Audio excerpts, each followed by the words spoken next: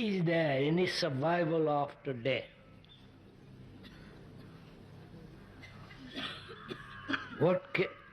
When man dies, full of attachments and regrets, what happens to this residue? Is there any survival after death? When man dies full of sorrow, attachments, regrets, what happens to this residue? I don't quite understand. To this residue of what? Is there any survival after death? That's a real question, isn't it, sir? No? You want to talk about death?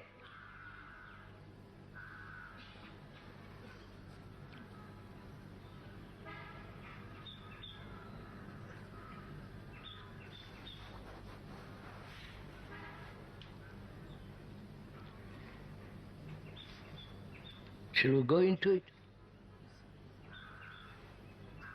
Are you interested in it? Probably not. Are you? Are you? You're not interested in death?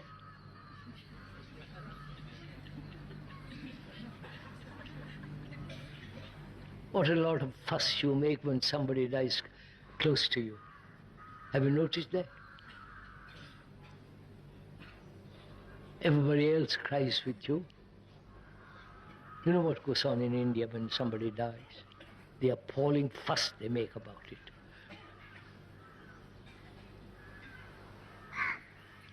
Not that it doesn't happen elsewhere else. Let's go into it. First of all, do you perceive, do you actually realize that your consciousness is the consciousness of mankind? Realize that? Is that a fact to you? As factual as somebody puts a pin into your arm, you feel the pain of it. Is it as actual? Not the pain, but the fact.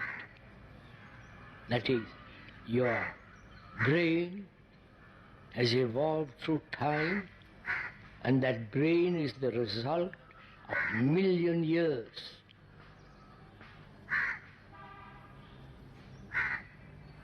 And that brain may be conditioned if it lives in one part of the world, right, under a different culture, different climate, but it is the common brain of mankind.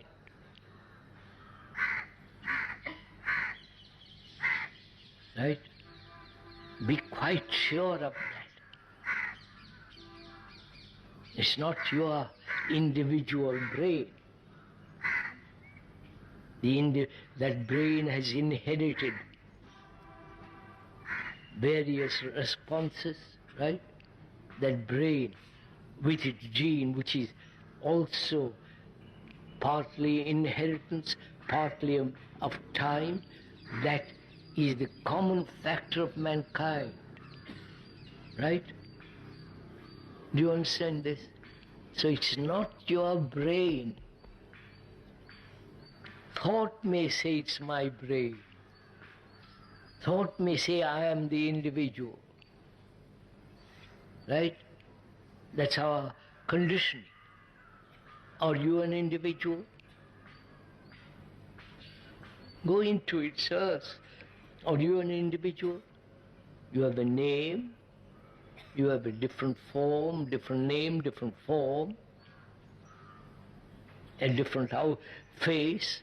Short, tall, dark, etc., etc. Does that make individuality? Does it, you are belonging to a certain type of, or a group, or a community, or a country, does that make you different? Or make you an individual? You come on some move.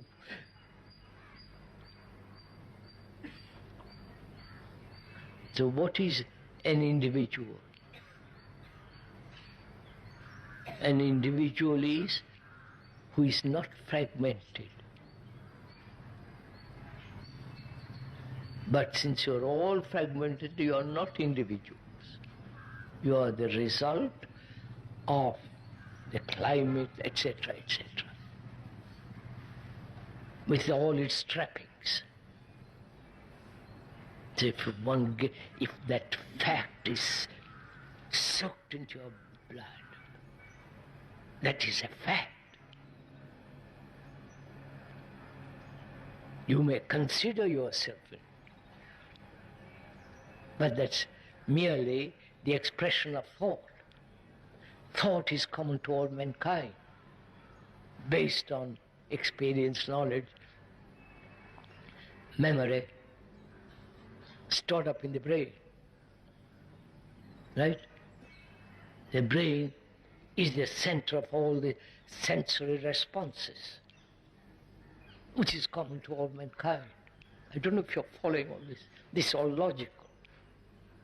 So when you say, what happens to me after I die, right? Have you understood, sir? That's what you're interested in. Me, that's going to die. What is the me?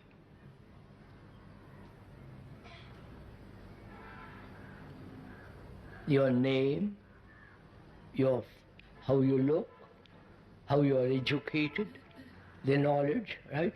The career, the family tradition, and the religious tradition, the beliefs, the superstitions, the greed, the ambition, right?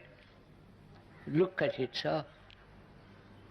All the chicanery that goes on, the ideals that you have, all that is you, right?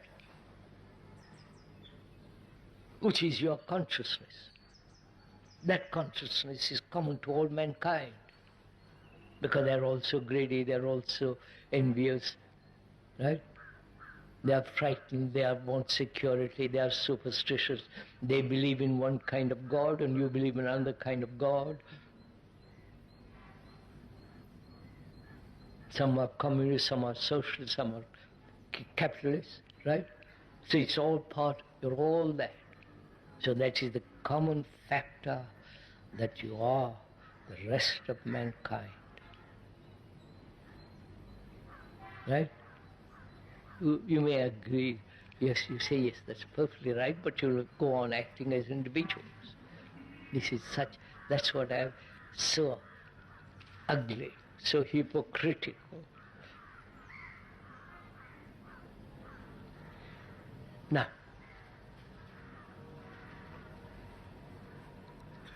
what is it that dies? You follow what I've... If my consciousness is the consciousness of mankind, modified, etc., etc., it's the consciousness which is, I think, is me, is the common consciousness of man, right? Then what happens when I die? The body is burnt or buried or burnt up in an accident. What happens? The common consciousness goes on. I wonder if you realize it. Therefore, when one sees there is a perception of that truth, then death has very little meaning.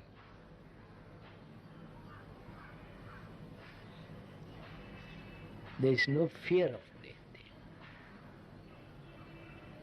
There is fear of death only when I, as an individual, which is the tradition, which is the Brain has been programmed like a computer, saying, I am an individual, I am an individual, I believe in God, I believe this, I believe that. The computer can do all that. You understand?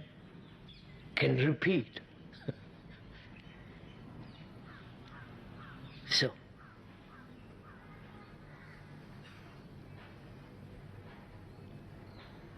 you see, sirs, there's one factor that you miss in all this. Love knows no death.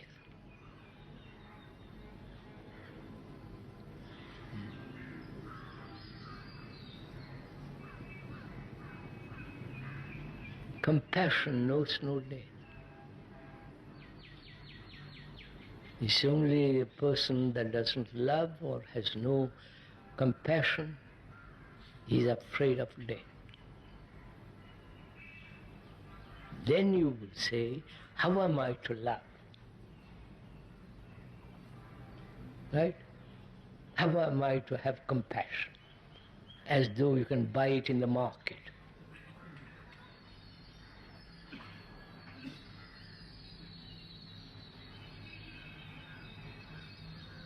But if you saw,